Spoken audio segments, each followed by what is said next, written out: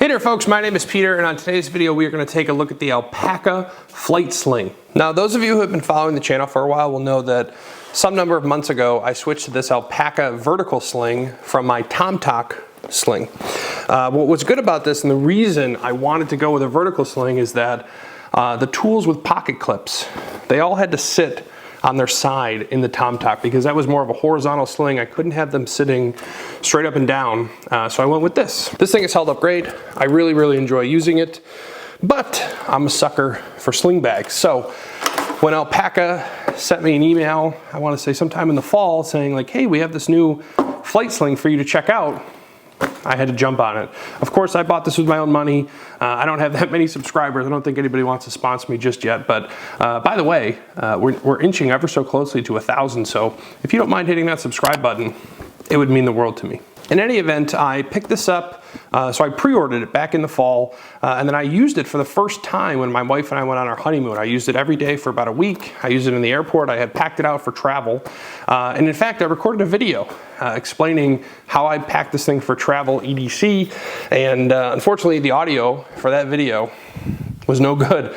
So I'm back again filming a new one, but since I recorded that video, I've actually been using this thing as my new daily EDC sling, and I think it's held up really well. So I'm excited to just tell you what I've got packed inside here. I made a few modifications from my video with the vertical sling in terms of my flashlight and in terms of my other technical gear, so I think you'll enjoy it. And I don't know, I think that this could be my new daily driver. There's a couple things I don't love about it. We'll get to those at the end. First things first, this pack is 50 bucks, and I've got the strap all the way out because obviously I am a bigger guy and it fits pretty nicely. I can keep it more or less in my front. Of course, it does want to drift off to the side. I've gotten some comments suggesting that I get a bigger bag to sort of work through that. In fact, I am looking for an EDC.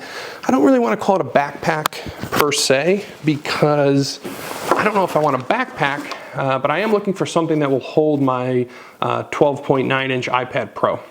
So I have been looking at one of the VanQuest sling bags. I want to say they're Carbide 8, but I don't know that that'll fit a full size iPad. And then when you get to the Carbide 12, it's 160 bucks, and then at that point you're just like, should I just go for a full backpack, and then that can just be my backpack? So I don't know. I haven't figured that all out yet. If you have any thoughts, questions, or comments, let me know. But this is the strap, made of the same material as the vertical sling, and they are the same width. So nothing to write home about there. One of the unique features of this bag is that on the strap it has this magnetic clip. So if you have the bag on and you want to just take it off, you do that. Now, for me, at first I found it a little bit gimmicky, and I really thought that they could have saved some money on this magnet for some other features, which I'll talk about in a minute. I guess I'm growing more to like it, but I still am not confident that we necessarily needed it.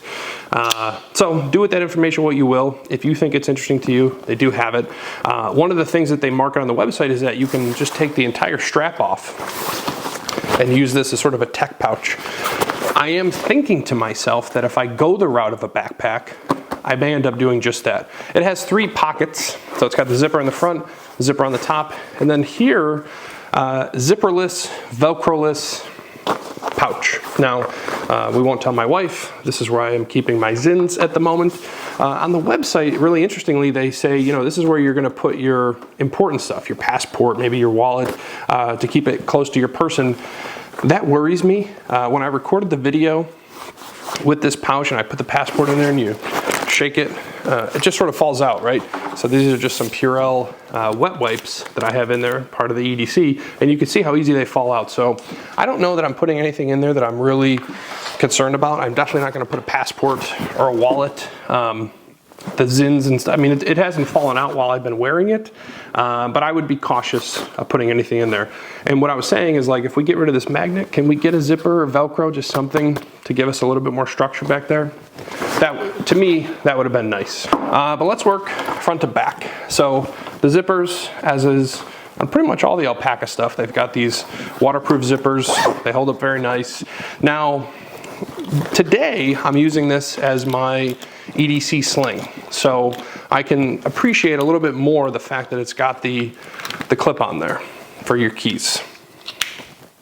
But when I bought it originally, and it was marketed as a flight sling, I said, okay, well, this is more of a travel pack, and I don't bring my keys with me when I travel. Maybe you do. But, so I thought that, again, for a daily sling, I get it. If I'm just gonna use this to travel, I don't really get it. This whole thing is sewn into the material. So even if you want to take this out, you can't. And in fact, when we went on our honeymoon, I wanted to take it out. I had a bunch of stuff in the front and I needed the space, but I couldn't. So do with that what you will, but it does have a nice Velcro there. EDC hasn't changed on the keys. We're still using the Orbit key organizer and some air tags. Next. So this is one of those things I've had to steal from this bag recently, but I wanted to do this review with the bag as is, just so you can kind of get a sense. I have one of those little Anchor bricks. It's, I want to say a 20-watt brick with 2 USB-C outs, but I had to steal from this pack to put it somewhere else. So I have another one that's on the way, but typically I would have that in here and then a USB-C to Lightning and a USB-C to USB-C. Right now I just have the USB-C to Lightning because when I stole the brick, I stole the cable. In general, I don't like stealing from packs because if you have to grab it and you're in a hurry, you're just not going to think to outfit it with what you need. So I needed to stay packed as is at all times, and that's why I have another one on the way. But for the front pack, that's what you get. On our honeymoon, I had passports in here. Now I just have keys and some cables. As far as the main compartment is concerned, we'll start from back to front here. So nothing's changed in the sense that still have my iPad mini with the Apple Pencil. Recently I got into using Shaper 3D to try to do some design for a 3D print. So the pencil's been great for that. Shaper is really nice on the iPad when you have your pencil to be able to manipulate stuff. I find it's not seemingly as full featured as Fusion 360, but I'm not a professional, so it doesn't really matter what I think. iPad mini, I have cellular on this because this is my go-to if I'm just sitting, like the other day I was at Home Goods and my wife was looking for a table and I was watching YouTube on my iPad. So I love having this thing in here, super portable, have to have it with cellular. My iPad Pro, I don't have cellular, but I don't bring that outside of the house a whole lot. I don't have anything else in the back pocket here, but you can see this is Velcro, or this is the lined in the back here. I guess it is Velcro lined. If you want to put some sort of organizer back here, you definitely could. I just like it for the technology stuff to keep it nice and safe. And then in the center of the bag, which I'll try to just show this to you after I get everything out of here, it'll make a little bit more sense. Got my chapstick, Northeast, cold, lips get chapped. Pair of, what are these called? iPods? Earpods. I used to have the Pros. I lost them. Now I just have the regular ones. They're extremely dirty, but I just recently bought a new tool to clean them. So keep an eye out. Maybe I'll do a video on that. A little Anchor power brick. Looks like it's fully charged, so that's always a good sign. Picked this up, I want to say around Black Friday. This is the Anchor 321 power bank. Looks like a PowerCore 5K, so maybe it's got 5,000 milliamp hours. Pretty small, but it'll get you out of a jam. It'll get you enough juice if you're running really low, both on your iPad and your phone. 2 pens, nothing to write home about. Sharpie S-Gel and whatever this pink one is. I'm actually thinking I'm going to start carrying some sort of notebook in here, whether it's a little one of those teeny Moleskines or something. I have gotten into writing a little bit more as of late, so we'll see. Just some of your Velcro zip ties, use these things all the time, and a microfiber for cleaning iPad, sunglasses, what have you. And then in this pocket, we've got our wallet. This has not changed. Like I said, this is one of those designer wallets. I get that they're expensive relative to their function. I think there's some super cool wallets out there. They're just not for me. I like that stuff, and so that's what I keep in here. And then the last pouch is our tools, and arguably the most interesting one of all. So this is our Hoto precision screwdriver kit. Frankly, I use this thing all the time. All my parents wear reading glasses. They need me to tighten down the screws. I found this thing to be really nice. I think the bit holding magnets seem to be holding up well. So not looking to make any changes with respect to the screwdriver right this second. But if I do, you all will be the first to know. Next, so I did change the flashlight, like I said. previously I was running, and I don't know where it is at the moment, I was running the Streamlight Wedge. The Streamlight Wedge was nice, but what I felt it lacked was the ability for me to position it on a hat should I be wearing one. And it also didn't have any magnets, so I couldn't stick it to anything. This is the Olight Baton 3, which solves both those problems. It's got a double clip here, so you can put it on your hat. It's got a magnet, so it can stick to stuff. And to me, that's really useful. Now, this is not a tactical light like the Streamlight Wedge was, but it has, what, 3, 2, 3? It's got 3 modes. So it's got a moonlight, a low, and a high. And I don't know, I mean, the Olight stuff has been just seemingly all over TikTok as of late on their on the TikTok shop. And this was one of those things that I sort of got suckered into buying on TikTok shop. It's chargeable from the back here. I don't remember how much this was, but I bought it with one other light. I think it was on sale, maybe it was 20 bucks. But a perfect size for EDC. And again, those 2 features, the magnet and the clip, mean that I'm a little bit more likely to want to use this in a pack like this as opposed to the Wedge moving forward. Next, this is actually a very, very recent pickup and not something I've carried all that long. So if you watch my video where I did the big unboxing of all the new tools that I bought, one of them was this snap-on pry bar. Now this thing was only $15. They actually make this in 2 varieties. They have a straight pry bar and then they've got a bent one.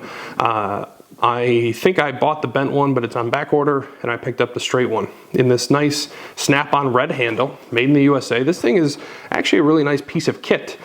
Compared to other pry bars that you're used to seeing from an EDC perspective, it's probably a little bit bigger. Of course, not always, right? I mean, they do make big EDC pry bars, but compared to something like the Olight O-Pry or the Mighty Bar, this is definitely a lot beefier. Comes with a built-in pocket clip. I'm a little worried about this pocket clip staying on here in the way that it sort of adhered to the plastic, but I guess we'll just have to see over time. I think in terms of the business end of this thing, this isn't going anywhere. You could be led to believe that Snap-on would have made something like this as like a marketing promotional giveaway type deal, but I don't think that that's the case. I think that this is a really solid tool, maybe meant to go in your pocket, but I like it in this pack. I think it comes in 3 different colors and it's only $15. Now, if you buy it on the Snap-on website and you don't spend 250 bucks, you are gonna have to pay for shipping, which means 15 is gonna turn into something like 30 to 40 when it's all said and done. But if you already have a Snap-on order that you're looking to place, this is a great thing to throw in there. And I'm excited to see how I'm able to make use of it from an EDC perspective. Lastly, I think I talked about this last time, this is the Leatherman Free P2. Truthfully, the stuff that I use the most on this is the knife and the scissors. I don't know that I necessarily even need a Leatherman, and in fact, I'm strongly considering not carrying this anymore and replacing it with some tools that I'm going to surprise you all with, but they're all made by Snap-on. They're not necessarily EDC, but they will fit in this pack quite nicely. And then from that perspective, I'll have a dedicated wrench and a dedicated screwdriver as opposed to something like this. Now, it's still nice from the perspective of the other day I replaced the exhaust fan in my bathroom, and the only tool I brought to do so was this. I just needed a screwdriver, I needed a pry tool. I would have needed the pliers, but in my case the nut was only hand tight.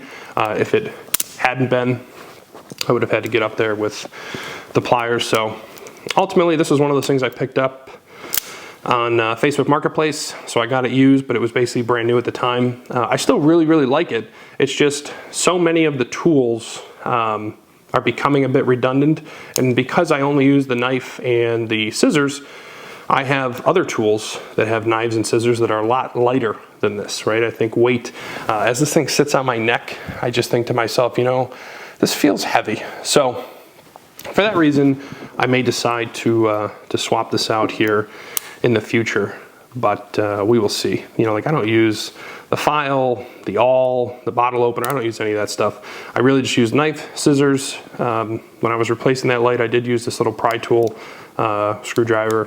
Very rarely do I find myself using these pliers.